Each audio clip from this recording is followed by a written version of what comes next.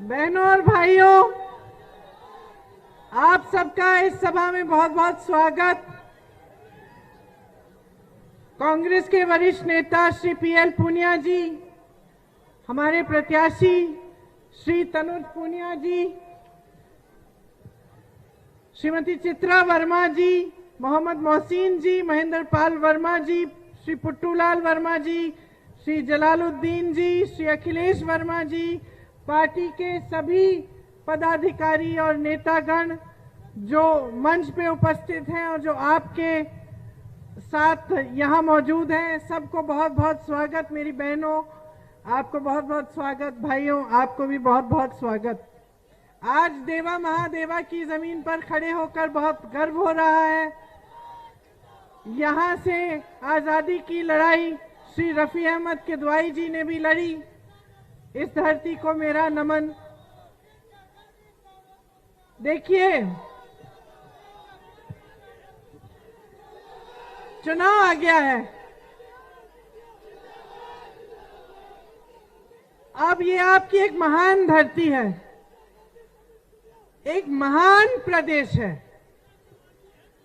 आपकी विधानसभा, आपके क्षेत्र ने यहां से बड़े बड़े नेता दिए, रफी अहमद किदवाई जी जैसे, जो आजादी के लिए लड़े, जिन्होंने देश को अपना जीवन समर्पित किया।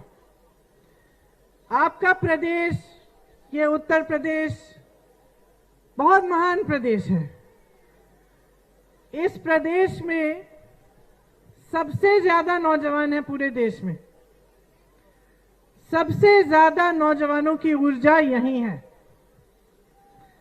यहाँ की धरती उपजाऊ है। यहाँ पे खेती अच्छी तरह से हो सकती है। यहाँ पे शिक्षित नौजवान, जिनकी के काम करने की योग्यता है, जिनको अगर सक्षम किया जाए तो देश में खूब वो भागीदारी दे सकते हैं, वो सबसे ज्यादा उत्तर प्रदेश में ही है। यहाँ की संस्कृति मजबूत है। हमेशा यहाँ की संस्कृति ने, यहाँ की राजनीति ने देश को दिशा दिखाई। काबिलियत बहुत है। तो आज उत्तर प्रदेश में तमाम विधानसभा क्षेत्रों में ये परिस्थितियां क्यों हैं कि जनता गरीब से और भी गरीब हो रही है। इस बात को समझने के लिए थोड़ा ध्यान से मेरी बातों को सुनिए। मेरी बहनें बैठी हैं, काफी समय से इंतजार कर रही हैं। आपकी सबसे बड़ी समस्या आज क्या है, बताओ? महंगाई। महंगाई है। कड़वा तेल आपको कितने का मिलता है? 200 रुपए का। पेट्रोल डीजल की क्या दाम है आज? आपको एक गैस सिलेंडर मुफ्त मिला? चलिए, आपको मिला ही नहीं। अगर आप खरीदने जाएंगे तो कितने का मिलेगा? भर सकते हैं, खरीद सकते हैं। आज दुकानों में जाए तो कुछ भी खरीदने के लिए आपको संघर्ष करना पड़ता है। सही बात है। आप खेती में मेहनत कर रही हैं। कल रात को मैं अमेठी में थी। मैं एक गांव में चली गई। सलोन जिले में, सलोन विधानसभा में एक गांव है। रात हो रही थी, 8-9 बजे थे। मैं गांव के अंदर चली गई। जैसे मैं अंदर जा रही थी, मैंने देखा कि एक महिला खेतों की तरफ एक अपने नाती को ले जाके चल रही थी। तो मैंने कहा, कहाँ जा रही हो? कहा, खेतों में जा रही हूं। मैंने कहा, इस समय? कहा, हाँ, छुट्टा जानवर है दीदी, चौकीदारी करने जा रहे हैं हम। सही। आप इतने नौजवान खड़े हैं, पिछले 5 सालों में किसको रोजगार मिला है सरकार से? कोई हाथ उठाए। नहीं मिला। एक तो होगा, कोई एक तो होगा। नहीं है। तो देखिए, ये स्थिति है। महंगाई हद से ज्यादा बढ़ गई है। बेरोजगारी बढ़ गई है। महिलाओं पर रोज रोज अत्याचार हो रहे हैं। छुट्टा जानवर आपके खेत खाया जा रहा है। किसानों की क्या समस्याएं हैं? किसान भाई खूब सारे होंगे यहाँ। आपको अपने उपज का दाम नहीं मिल रहा, खाद नहीं मिलती, तमाम समस्याओं से जूझ रहे हैं आप। पेट्रोल डीजल के दाम से सबसे ज्यादा मुसीबत किसको होती है? किसानों को होती है। ये पूरे बाजार का इलाका है, इसमें छोटे दुकानदार, छोटे व्यापारी होंगे। इनके साथ क्या हुआ? पहले नोटबंदी हुई, फिर जीएसटी लगाई गई, फिर कोरोना आया, लॉकडाउन आया, तमाम बिजनेस, छोटे कारोबार बंद होने के कगार पे हो गए। कोई राहत मिली सरकार से? यहाँ पे मेरे बुनकर भाई बहन हैं, आपको याद होगा कांग्रेस के जमाने में एक स्पेशल पैकेज आया था, आज है? आपके लिए सरकार ने कोई पैकेज बनाया? नहीं बनाया। तो प्रदेश की असलियत आपके सामने है। मैं खुद नहीं कह रही हूं, आपसे पूछा, आपने जवाब दिया। आप जान रहे हैं कि परिस्थितियां क्या हैं, सब कुछ देख रहे हैं। सुबह मेरी बहनें उठती हैं, खेतों में काम करती हैं, घर आती हैं, खाना पकाती हैं, बच्चों का देखभाल करती हैं, जानवरों का देखभाल करती हैं, घर की सफाई करती हैं, फिर खेतों में सुबह सुबह जाना पड़ता है छुट्टे जानवर से रखवाली करने के लिए। कितनी मेहनत करेंगी? क्या कोई राहत, कोई समर्थन नहीं मिलेगा सरकार से? मेरे नौजवान यहाँ भाई खड़े हैं, आप भर्ती की परीक्षाएं देते हैं, परीक्षा रद्द हो जाती है, पेपर लीक हो जाता है, कट ऑफ चेंज हो जाता है परीक्षा के बाद, 3-3, 4-4 साल आप नियुक्ति के लिए इंतजार करते हैं। वहां पता चला कि 12 लाख सरकारी पद खाली पड़े हैं 5 साल से। कोई आपकी सुनवाई कर रहा है? नहीं कर रहा है। तो कोई सुनवाई नहीं है, परेशानियों और मुसीबतों से जिंदगी भरी हुई है। तो राजनीति का मकसद क्या होता है? ये जो नेता सब बैठे हैं मंच पे आपके सामने, इनको नेता क्यों बनाया जाता है? राजनीतिक दल का सबसे बड़ा धर्म, राजनीति में जो नेता होता है उसका सबसे बड़ा धर्म क्या होता है? आपकी सेवा करना। यही होता है लोकतंत्र। लोकतंत्र क्या है कि सत्ता आपके हाथों में होनी चाहिए, और यहां जो सत्ता में आता है वो आपको दबाता है। आपके भ्रष्टाचार का सामना आप करते हैं, महंगाई का सामना आप करते हैं, बेरोजगारी का सामना आप कर रहे हैं, किसान अपनी समस्या का सामना खुद कर रहा है, बुनकर अपनी समस्या का सामना खुद कर रहा है, श्रमिक अपनी समस्या का सामना खुद कर रहा है। कोई मदद नहीं कर रहा है, कोई सहायता नहीं है, उल्टा जब आप आवाज उठाते हैं तो आपको दबाया जाता है, दमन किया जाता है। तो ये लोकतंत्र भी नहीं है। तो कैसी राजनीति चल रही है प्रदेश में? मैं आपको समझाती हूं, जरा ध्यान से सुनिए। जितने भी राजनीतिक दल आज उत्तर प्रदेश में आपके सामने हैं, चाहे वो बसपा हो, चाहे समाजवादी पार्टी हो, चाहे भाजपा हो, कांग्रेस के अलावा जितने भी राजनीतिक दल हैं वो आपसे वोट धर्म के आधार पर और जाति के आधार पर मांगेंगे। ठीक है? क्यों? इसकी 2 वजह हैं। सबसे पहली वजह यह है कि उन्होंने काम नहीं किया। जब आपकी समस्याएं होती हैं तो ना सरकार उनको सुलझाने का काम करती है, और ना बसपा के नेता, समाजवादी के नेता आपके पास आते हैं, आपकी सुनवाई करते हैं। महिलाओं पर अत्याचार हुआ, उन्नाव में हुआ, शाहजहांपुर में हुआ, हाथरस में हुआ। क्या अखिलेश यादव जी बाहर आए? क्या गए वहां पे? संघर्ष किया, आंदोलन किया कि न्याय मिलना चाहिए? नहीं। आपने परीक्षाएं दी नौजवानों ने, आपने जब आंदोलन किया इलाहाबाद में और अन्य शहरों में, आपको मारा पीटा गया, तमाम धाराएं आपके खिलाफ लगाई गई, करियर बर्बाद हो गए बहुत बच्चों के। क्या समाजवादी दल के नेता या बसपा के नेता अपने घर से बाहर आए? कोरोना हुआ, लॉकडाउन में तमाम जो प्रवासी श्रमिक थे, मजदूर थे, जो दिल्ली गए हुए थे काम करने के लिए, जो नौकरियां वहां करते हैं, उनको भाजपा की सरकार ने भगवान भरोसे छोड़ दिया। क्या समाजवादी दलों के नेताओं ने क्या उनके कार्यकर्ताओं ने, उनके पदाधिकारियों ने आपकी मदद की? नहीं की। कांग्रेस पार्टी ने वापस आने का इंतजाम किया, यहां तक कि आज प्रधानमंत्री नरेंद्र मोदी जी कह रहे हैं कि कांग्रेस पार्टी ने मदद करके पाप किया।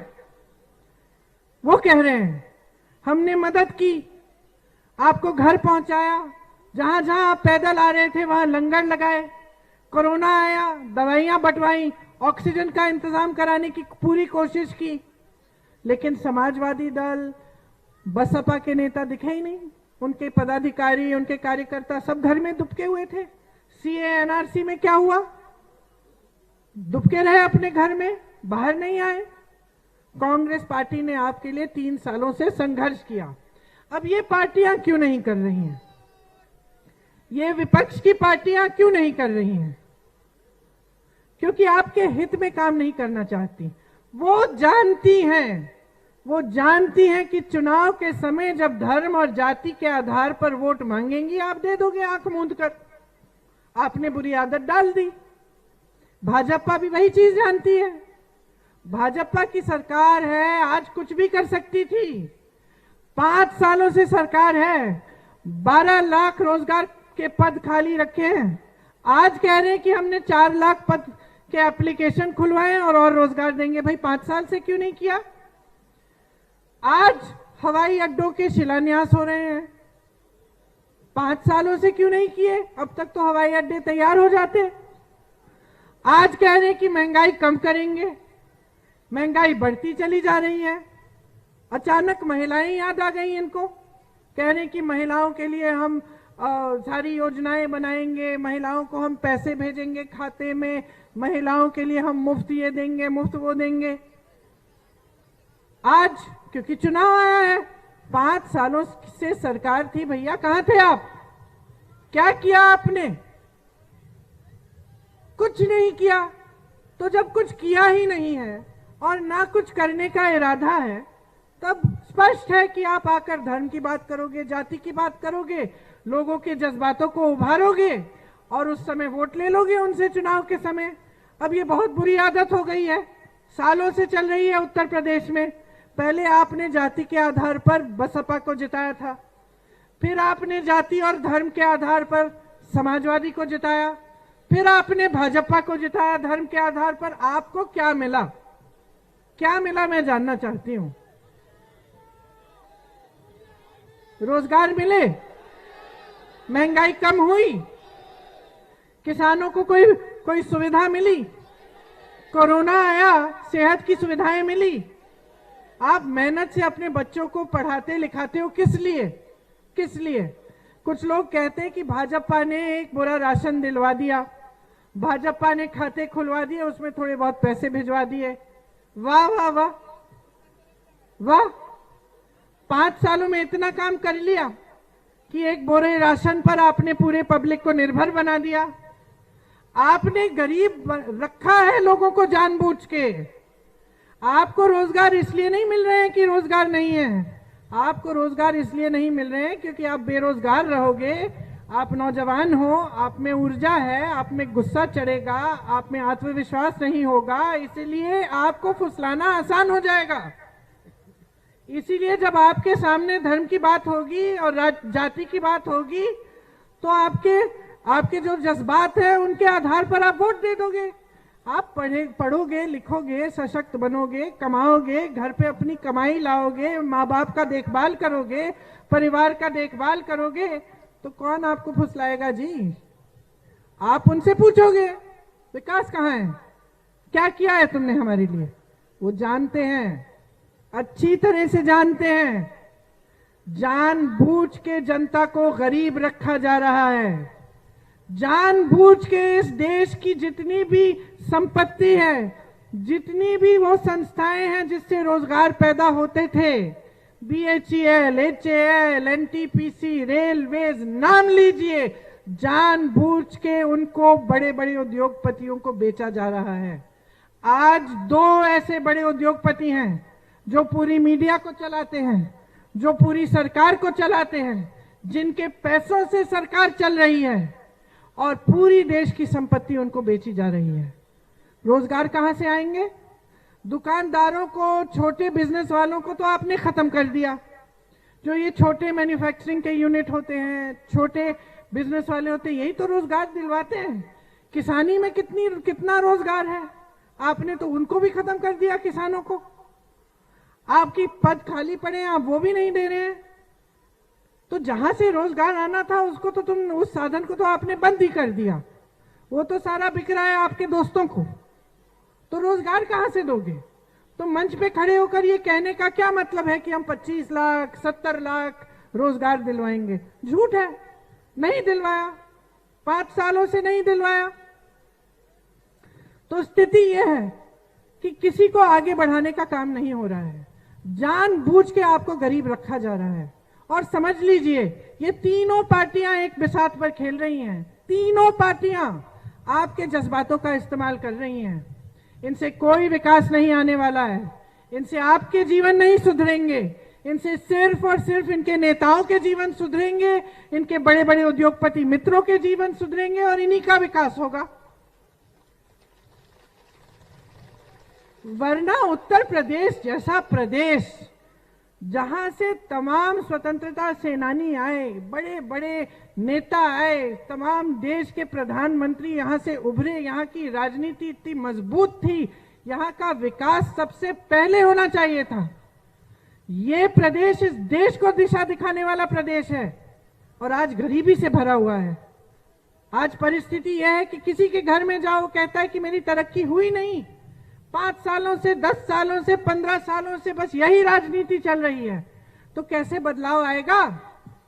अगर आप आंखें नहीं खोलेंगे, अगर आप हर चुनाव में आंखें मूंद कर अपने धर्म के आधार पर, अपनी जाति के आधार पर वोट देते रहेंगे, तो आपका प्रदेश ऐसा का ऐसा रहेगा। आपको इस खाई में से कोई नहीं निकाल पाएगा जिसके अंदर आपको जानबूझ के डाला गया है ताकि ये लोग फूले फले आगे बढ़ें, आप गरीब रहें, आप असुरक्षित रहें, आप सशक्त नहीं हो।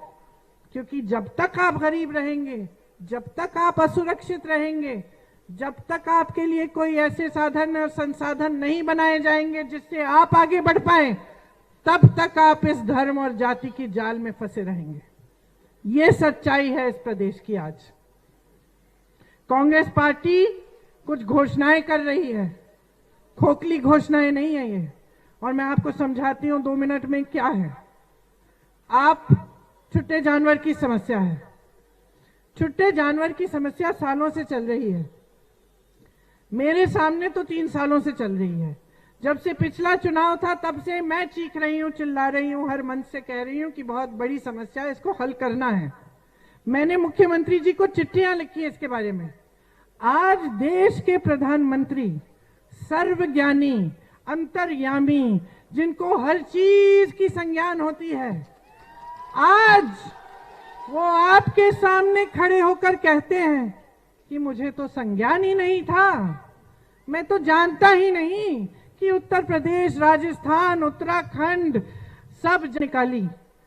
उन्होंने जनता को कहा छुट्टे जानवर की देखभाल करो घर पे, हम 2 रुपए किलो गोबर खरीदेंगे आपसे, गोबर का हम गोबर गैस बनाएंगे, गोबर गैस से आपकी सुविधा होगी, गोबर का हम स्वयं सहायता समूह को देकर खाद बनवाकर स्वयं सहायता समूह से वो गोबर की बनी हुई खाद खरीदेंगे। आप छुट्टे जानवर को घर पे रखिए, देखभाल करिए, आपकी भी कमाई होगी। समस्या खत्म, समस्या खत्म हो गई है। कांग्रेस पार्टी कह रही है कि उत्तर प्रदेश में भी यही योजना लागू करेंगे, आपकी ये समस्या हल हो जाएगी।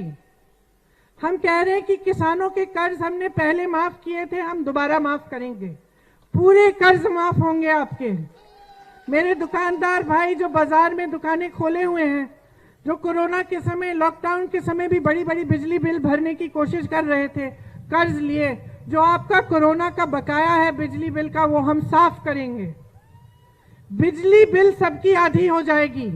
आज की जो समस्या है कि बड़ी बड़ी बिलें आ रही हैं, आप दे नहीं पा रहे हो, वो खत्म हो जाएगी। हम नौजवानों के लिए भर्ती की प्रक्रिया को पारदर्शी बनाएंगे। एक जॉब कैलेंडर होगा, उसमें भर्ती के लिए परीक्षा का दिन, रिजल्ट का दिन और नियुक्ति का दिन एक 6 महीने के अंदर अंदर कैलेंडर में होगा। कोई इससे खिलवाड़ करने की कोशिश करेगा तो हम कानून लाएंगे कि उस पर हम कार्रवाई लिख कर पाए। इसी तरह से मेरी बहनें, आज आप अस्पताल में जाती हैं, आपको पुरुष डॉक्टर मिलते हैं। हम आपके लिए हर अस्पताल में महिला डॉक्टर, महिला नर्स ब्लॉक के स्तर पर रखना चाहते हैं। आपके लिए मोबाइल फोन मुफ्त मिलेगा जो छात्राएं हैं, ताकि ऑनलाइन पढ़ाई कर पाएं। जो छात्राएं स्कूल से आगे इंटर पढ़ना चाहें उनके लिए स्कूटी। आपको आज 1 सिलेंडर मुफ्त में देकर कह रहे हैं ना कि एहसान कर रहे हैं आप पे, हम कह रहे हैं 3 ले लीजिए, लेकिन आप सशक्त बनिए। 40% रोजगार, सरकारी रोजगार महिलाओं के लिए हम देंगे।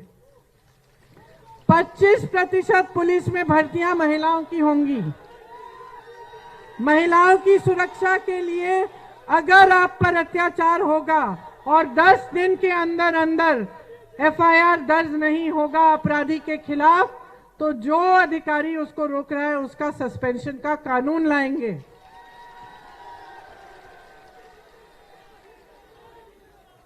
आजादी की लड़ाई कांग्रेस पार्टी ने लड़ी। इस देश की आजादी के लिए खून पसीना कांग्रेस के नेताओं, कांग्रेस के कार्यकर्ताओं और इस देश के किसानों ने की। इस आजादी को बचाने के लिए कांग्रेस खड़ी रहेगी और काम करेगी। और इस आजादी का मतलब क्या था? इस आजादी का मतलब था कि इस देश का एक एक निवासी, इस देश की एक एक महिला, इस देश का एक एक नौजवान, इस देश का एक एक किसान सशक्त बने और अपने पैरों पे खड़ा हो। यही होती है आजादी। जब तक आप सशक्त नहीं होगे तब तक आप आजाद नहीं होगे। और बाकी सारी पार्टियां आपकी आजादी नहीं चाहते, वो आपकी गुलामी चाहते हैं। और आपकी गुलामी धर्म और जाति के आधार पर चाहते हैं। वो चाहते हैं कि आप गुलाम रहें ताकि वो आपके जज्बातों का इस्तेमाल करके अपनी सरकार बना पाए और आपकी सत्ता आपके हाथों से छीन पाए। सतर्क हो जाइए, जागरूक हो जाइए। आप एक ऐसी पार्टी को चुनिए जो आपके लिए समर्पित हो, जो आपके विकास का काम करे। बुनकरों के लिए पिछले सरकारों में एक पैकेज होता था। हम कह रहे हैं कि आपके लिए स्पेशल पैकेज लाएंगे और बिजली की फ्लैट रेट होगी। हम सबके लिए सिर्फ विकास चाह रहे हैं। हम चाह रहे हैं कि आप सशक्त बनो, क्योंकि हमारी पार्टी आजादी के लिए लड़ी। हम चाहते हैं कि आप आजाद हो इस तरह की राजनीति से, जो आपके जज्बातों का इस्तेमाल करे, धर्म का इस्तेमाल करे। नेता का धर्म एक है, सेवा। मुसलमान धर्म में वो लिखा है, हिंदू धर्म में है, बौद्ध धर्म में है, सिख धर्म में है, ईसाई धर्म में है। किसी भी धर्म को देख लो, सब धर्म कहेंगे नेता का सबसे बड़ा धर्म है जनता की सेवा करना। जो नेता धर्म का इस्तेमाल करता है अपनी सत्ता के लिए, अपनी महत्वाकांक्षाओं के लिए, वो पाप करता है, वो धार्मिक नहीं होता है। उसे पहचानिए, पहचानिए अच्छी तरह से। और इस चुनाव में अपने भविष्य के लिए, अपने उन बच्चों के लिए जिनके लिए आप दिन रात मेहनत करते हो, उनके भविष्य के लिए आप एक सरकार ऐसी चुनो जो दिन रात आपके लिए काम करे। आपको पीड़ा हो, आपके पास आए उसके नेता। आपको दुख हो, उस दुख को सुलझाने की कोशिश करें। आपकी समस्या हो, उस समस्या को सुलझाने की योजना बनाएं। आपके क्षेत्र में विकास नहीं है, आपका विकास करने का पूरा प्रयास करें। यही है सही राजनीति। और मैं आपसे आग्रह करने आई हूं कि इस सही राजनीति, इस सच्चाई पर आधारित राजनीति, इस नई राजनीति को आप समर्थन दें और आप अपने विधानसभा से शुरू करें। आपके पास एक नौजवान प्रत्याशी हैं, आपके लिए समर्पित हैं। इनको आगे बढ़ाकर अपने भविष्य को मजबूत बनाइए। आप सबको बहुत बहुत धन्यवाद। खूब ध्यान से मेरी बातें सुने। बहनों, ये बातें याद रखना, जब वोट डालने जाओगे इन बातों को याद रखना। किसी की बातों में गुमराह नहीं होना है। अपने भविष्य के लिए वोट डालना है। बहुत बहुत धन्यवाद। जय हिंद।